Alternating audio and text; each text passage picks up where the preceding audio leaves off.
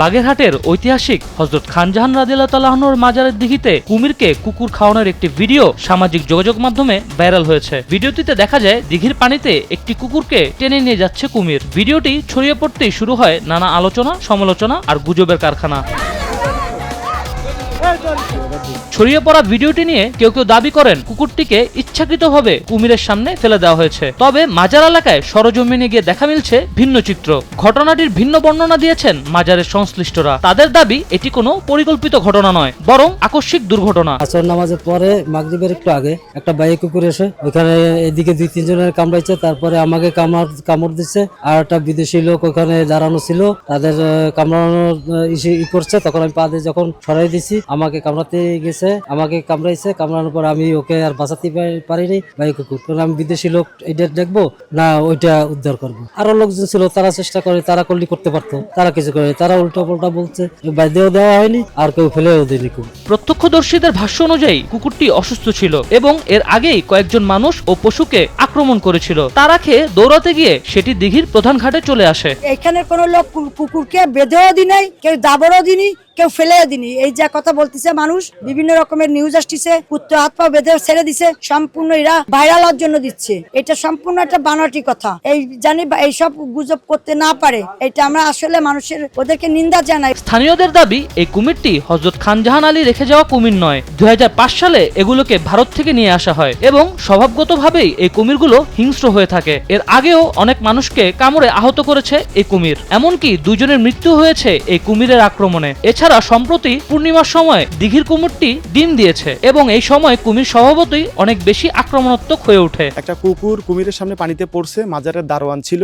আর এখন যে সময়টা কুমির ডিম পাড়ার সময়, ডিম অলরেডি পেড়ে দিয়েছে, এই টাইমে মাদি কুমির প্রচুর পরিমাণে হিংস্র থাকে। ওর সামনে মাজারের দারোয়ান কখনোই যাবে না। মাজারের দারোয়ান যদি যায়, কুকুর বাদ দিয়ে মাজারের দারোয়ানকে কুমির ধরে ফেলতো। সে জায়গা থেকে দারোয়ান রিস্ক নেয় নাই। যদিও ঘটনাটা খুবই হৃদয় বিদারক। প্রতিটা প্রাণীরই মূল্য রয়েছে, প্রতিটা প্রাণী আমাদের কাছে খুবই মূল্যবান। কুমিরের বিষয়টা হচ্ছে, এখন ডিম পাড়ার একটা সিজন চলতেছে। মায়া কুমির সব থেকে বেশি ক্ষিপ্র এবং হিংস্র থাকে এই টাইমটাতে। টোটাল এই টাইমটা একটা কুমিরের জন্য অনেক হার্ড একটা টাইম। আমি মনে করি না যে এরকম একটা টাইমে কুমিরের মুখের সামনে থেকে একটা জিনিস টেনে আনার মতো রিস্ক।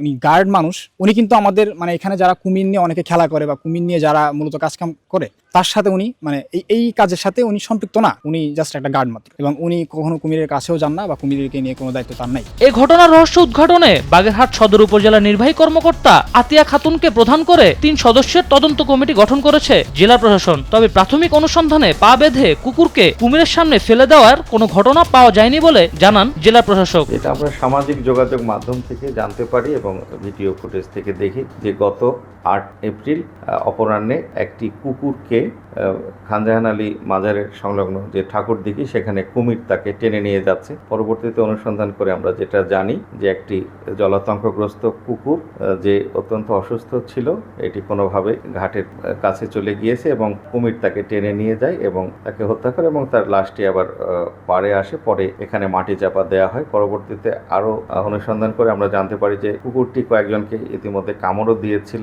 এবং সেই কুকুরটিকে মাটি চাপা দেওয়া হয়। তো বিষয়টি নিয়ে সামাজিক যোগাযোগ মাধ্যমে যেহেতু বেশ আলোড়ন তৈরি হয়েছে, আমরা এটি তদন্ত করার জন্য আমরা উপজেলা নির্বাহী অফিসার সদর উপজেলার প্রাণী সম্পদ কর্মকর্তা এবং সদর কোতোয়ালী থানার ভারপ্রাপ্ত কর্মকর্তাকে দিয়ে একটা তদন্ত কমিটি করে দিয়েছি। উপজেলা প্রাণী সম্পদ কর্মকর্তা আমাদেরকে প্রাথমিকভাবে জানিয়েছেন যে কুকুরটি জলাতঙ্কগ্রস্ত ছিল, কিন্তু এটিকে কুমিরের দ্বারা এটিকে হত্যা করার উদ্দেশ্যে বা অন্য নৃশংসতার জন্য কেউ পানিতে ফেলে দিয়েছে কিনা এই বিষয়টি আমরা খতিয়ে দেখছি এবং আমরা মাজারের যে খাদেম যারা আছেন তাদেরকে ইতিপূর্বে বলে দিয়েছি যে কোনো জীবন্ত প্রাণীকে যেন কুমিরের কাছে দেয়া না হয় খাবার হিসেবে, এবং এ বিষয়ে আমরা সতর্ক আছি। এছাড়া শহরে কুকুরের যেন জলাতঙ্ক প্রতিরোধে ভ্যাকসিনেশন দেন সে বিষয়েও আমরা প্রশাসক বাগেরহাট পৌরসভাকে আমরা যথাযথ নির্দেশনা দিয়েছি। ঘটনাটি ঘিরে সামাজিক যোগাযোগ মাধ্যমে ছড়ানো তথ্য যাচাই বাছাই না করে বিশ্বাস না করার আহ্বান জানিয়েছেন সংশ্লিষ্টরা। একই সঙ্গে দর্শনার্থীদের সতর্ক থাকারও পরামর্শ দিয়েছেন তারা।